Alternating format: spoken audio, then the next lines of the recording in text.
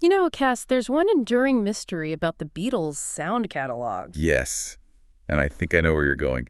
Carnival of Light, Yeah. the avant-garde piece spearheaded by Paul McCartney. Exactly. But we've never heard it, have we? Even though Paul McCartney says he would like to see it released now. It's one of those fascinating Beatles stories, a bit like Martha, My Dear. It sounds like a ballad written for a lady, and yet it's for a canine. Right. There's always a story behind the story. And this unreleased 14-minute track, Carnival of Light, is, well, it's not just noise. It's a story of competitive egos and Paul's long fight to prove he was the band's true experimental artist. It's the receipt he's been trying to cash for over 50 years. So let's start with the basics. What exactly is Carnival of Light? Okay, so we have to go back to January 5th, 1967. They had just finished working on Penny Lane. So they're at peak creative power, right between Revolver and Sgt. Pepper. Absolutely. And this wasn't for an album. Paul created it specifically for an art event at the Roundhouse Theatre in London. It was called the Million-Volt Light and Sound Rave. Sounds very 67. Very. And Paul's instructions to the band were pretty simple. He basically said, all I want you to do is just wander around all the stuff, bang it, shout, play it. It doesn't need to make any sense. So no sheet music involved. Not a bit. They just went for it. 10 minutes of recording for 14 minutes of, well, sound. Which begs the question, what does 14 minutes of just wander around and shout actually sound like? It sounds like glorious chaos, Yeah. according to the few historians who've actually heard the full tape. Okay, break it down for us. It's across 4 tracks. Yeah. Track 1 has these distorted hypnotic drums and some organ sounds. So we're already way off the pop chart map. Oh, completely. Track 2 is a heavily distorted lead guitar. But track 3 is where it gets really interesting. I'm ready. You've got a church organ, the sound of someone gargling water. Gargling, you're kidding. Not kidding, water gargling. And then John and Paul, and this is a quote, screaming dementedly and bawling aloud random phrases like, "Are you all right?" and Barcelona. Barcelona, of all the things to yell into a microphone, I love it. Pure stream of consciousness. And then track 4 is sort of the effects track, a manic tambourine, whistling, some really close-mic'd gasping. Gasping, coughing, tons of echo on everything. At one point, you can hear John just shout, "Electricity!" And the whole thing ends with Paul asking, through all the echo, "Can we hear it back now?" That's quite a sonic journey. It is. But here's the best part, the real irony of the whole thing. What's that? The event posters promised music composed by Paul McCartney. But Paul and George didn't even go to the event. They didn't even show up for their own premiere. Nope. They went to see the Four Tops instead. Okay, that tells you pretty much everything you need to know, doesn't it? Skipping your own avant-garde art piece for a Motown show. It really does. And the people who did hear it at the event, well, they were comprehensively underwhelmed. That's a gentle way of putting it. I think so. David Allen from the band Sauce Machine gave maybe the most devastating review. He said he dimly remembered it because it was not particularly memorable. Ouch. And then he added that Paul had obviously improved a bit by the time Sgt. Pepper was made. Just a brutal takedown. So Paul's big artistic statement lands with a thud. But his main concern wasn't even the reception, was it? Not at all. His biggest worry was that the organizers played the tape too long and accidentally gave a little preview of fixing a hole before Sgt. Pepper came out. So he was more concerned about the spoiler for the pop album than the failure of his art piece? Which brings us to the real reason this track matters so much. The rivalry. Carnival of Light is Paul's receipt.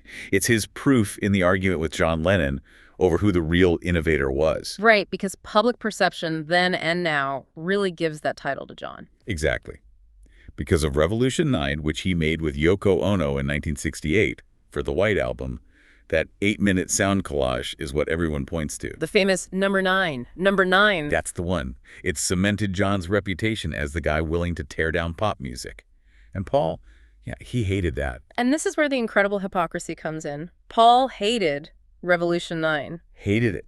He fought against it being on the White Album, called it self-indulgent nonsense. But he had made his own 14-minute piece of self-indulgent nonsense 18 months earlier. It is breathtaking, isn't it? He's trying to censor John's experimental track while, for the next 50 years, fighting to get his own released. So it's not about the art, it's about the credit. It's like all about the credit gap. Paul was genuinely into the avant-garde scene first. He was the one hanging out with the London Underground, studying Stockhausen, John Cage. He was in that base bracket. While John was making fun of it all. Pretty much. John famously called the whole scene French for bullshit. So John mocks the scene, then releases Revolution 9, and gets all the credit for being the weird one. I can see why Paul would be frustrated. His quote on it is so telling. He felt John superseded him, but he says, in actual fact, it wasn't. It was me and my London crowd. Carnival of Light is his proof. It's a physical evidence that says, I was weird first. But the problem, as everyone who's heard it seems to agree, is that the evidence isn't very good. Which leads us to the big fight to keep it buried. Paul saw his big chance in 1996 with the Anthology project. He wanted it on Anthology too. He pushed hard for it. This was his moment to finally set the record straight. He got shot down. Completely. George Harrison, Ringo Starr, and Yoko Ono, on behalf of John's estate, all vetoed it. Their official reason. They called it rubbish. Wow. Not even a polite, it doesn't fit the collection, just rubbish. And George Martin, their producer who was there when they recorded it, he backed them up.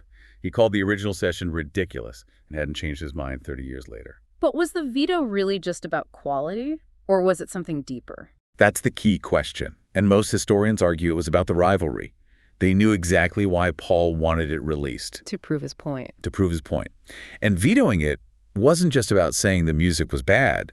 It was about denying Paul the satisfaction of winning that argument. The quote is, they didn't want to spotlight only Paul in a good way. So the Beatles' rivalry was still going strong in the 90s. Absolutely. And it wasn't just his bandmates. Even Paul's friend, Barry Miles, who was part of that original scene. What'd he say? He said the track is really dreadful. And even worse, he said it was just the same thing that everybody was doing at home, basically saying it wasn't even that innovative. So, if your bandmates, your producer, and your friends from the scene all think it's terrible, why keep trying to release it? Because the narrative is everything. He tried again with a film idea in 2001. In 2004, he said, the time has come. He was still talking about it in 2016. And it was left off the big Sgt. Pepper 50th anniversary box set in 2017. It was. Giles Martin, George's son, gave the official explanation. He said it wasn't really part of Pepper and was never meant to be a record. Which is probably the most accurate take on it. It is, but Paul's motivation isn't about accuracy. It's about rewriting history to put him at the center of the experimental story. So when we boil it all down, this unreleased track matters because of the magnificent paradox. Paul fought against John's noise, then spent his life fighting for his own noise. And the only difference is that his noise is evidence. It's fascinating how its reputation has grown because it's unreleased. It's become the holy grail of lost Beatles recordings. People imagine it must be this lost masterpiece. When the reality is, it was a 10-minute favor. They even recycled some of the tape from it for Revolution 9, which suggests its main value was just raw material. Which brings us to the final beautiful irony of it all. Which is? If it were ever released and everyone agreed it was underwhelming, Paul's avant-garde credentials would actually be damaged. Exactly. His whole argument would collapse. So keeping it locked away maintains the mystique. The idea of the receipt is more powerful than the actual receipt. It keeps the argument alive. It keeps him in the fight with John for who was the weird one first. And that saga, that decades-long fight over the narrative, tells you so much about the Beatles. It wasn't just about the music. It was about controlling their own legacies. Paul's inability to just let John have the experimental crown is what keeps this dreadful, wonderful track so important. The ultimate power move wasn't releasing it. No. The power move is keeping it a legend by never letting anyone hear it. Yeah. In a way, the 5-decade fight for Carnival of Light is Paul's greatest piece of performance art. Well, thanks for joining us today. Whenever you feel like knowing more about the Beatles, visit us at BeatlesRewind.com. We're always putting up something new. Every day we do something new there. Song reviews, album reviews, movie reviews, book reviews, documentaries, trivia, all things Beatles. Every day, 8 days a week. We really mean it. You can find us on the website, BeatlesRewind.com. You can subscribe on Spotify, Apple Podcasts, YouTube, Amazon Podcasts, practically anywhere on the inner tubes. The Beatles? All day, every day. Cass will do it again tomorrow. Absolutely. Can't wait. Until next time, when you listen. Your mind conducts its own symphony.